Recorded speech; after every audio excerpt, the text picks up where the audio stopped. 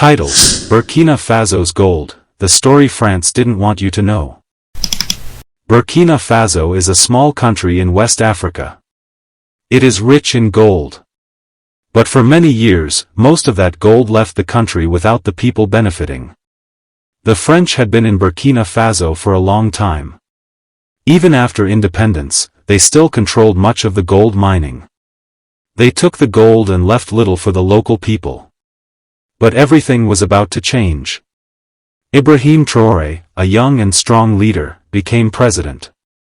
He promised to take back the country's gold and give power to the people. One day, Ibrahim stood before a big crowd and said, "Our gold belongs to Burkina Faso. It is time to end the old ways." The people cheered. For the first time, hope filled the air. But France and their allies did not want to lose control. They planned to fight back. Ibrahim knew he needed a strong plan. He gathered trusted leaders and experts. "We will stop the secret deals," he said. "We will bring all mining companies under our control." Ibrahim signed new laws. Foreign companies had to pay higher taxes and share profits fairly. He also created the Golden Alliance.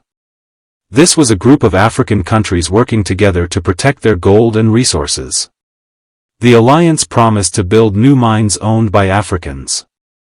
They wanted to create jobs and schools. But the French were not happy. They started whispering threats.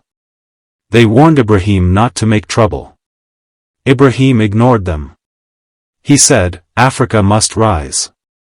Our resources are for our people." Soon, Ibrahim faced his first big challenge. French companies tried to block Burkina Faso's gold exports. Ports refused to load gold. Banks stopped transfers. At home, prices rose. People worried. Some said, maybe Ibrahim was too bold. But Ibrahim stayed calm.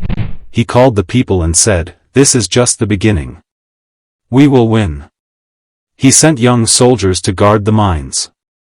He trained special teams to stop sabotage. The people stood with him. Farmers, students, workers all united.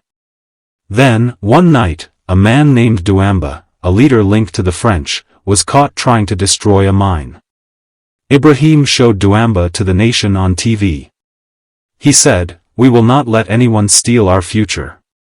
After arresting Douamba, Ibrahim ordered a deep search near the mines. Under a small hill, they found a secret tunnel. Inside were crates of gold bars stamped with foreign names. There were also radios, explosives, and papers naming local leaders who helped steal the gold. Ibrahim went on live TV. He said, "For decades, they took our gold and gave us crumbs. But now, we know. And now, we rise."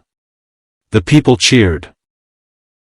Students raised posters of Ibrahim and Thomas Sankara, a great Burkinabe hero.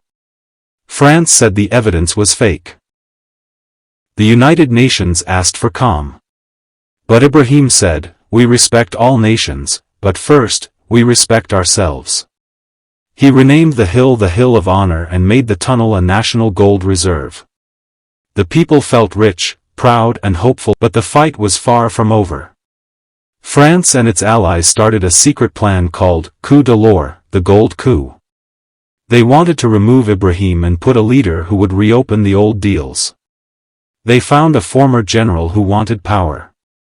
At the same time, foreign countries blocked Burkina Faso's gold shipments. Banks delayed money. Supplies like fuel and medicine became scarce. Some people panicked. But the young people stayed strong. They fixed roads and shared food. Ibrahim said, "This is a war of lies and fear. But truth and courage will win."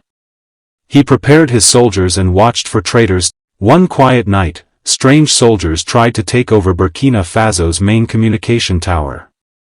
Their plan was to stop the people from hearing the truth. But Captain Debo and his loyal soldiers were ready. They fought bravely and stopped the attackers. One attacker was caught alive. He said he came from a foreign country sent to silence Burkina Faso's voice. Ibrahim told the nation, "They fear our story. But our voice is louder than their guns." The people felt hope and strength. They knew the battle was not only for gold but for their future. Ibrahim knew the biggest danger was inside the country. In Bobo Dioulasso, General Wam acted loyal, but secretly he was working with foreign powers. Ibrahim's spies watched him closely. When Wam's men tried to take a radio station, Ibrahim's forces surrounded them quickly. General Wam was arrested on live TV. Ibrahim said, "A traitor in uniform is more dangerous than any foreign thief." The people cheered. They trusted Ibrahim to protect the nation. Ibrahim worked hard to build the Golden Alliance. This alliance included Guinea, Mali, Niger, and Burkina Faso. Together, they promised to protect their gold and resources. They shared ideas, workers, and money. They planned to build schools, hospitals, and new mines. The people felt proud. They were part of something bigger. Ibrahim said, "Africa's gold belongs to Africa's people." The enemies did not stop. Foreign countries blocked gold exports and delayed supplies. Banks froze accounts. Prices of food and fuel went up. Some traders panicked. But Ibrahim and his government worked day and night. They found new ways to sell gold to friendly countries. Farmers grew more food.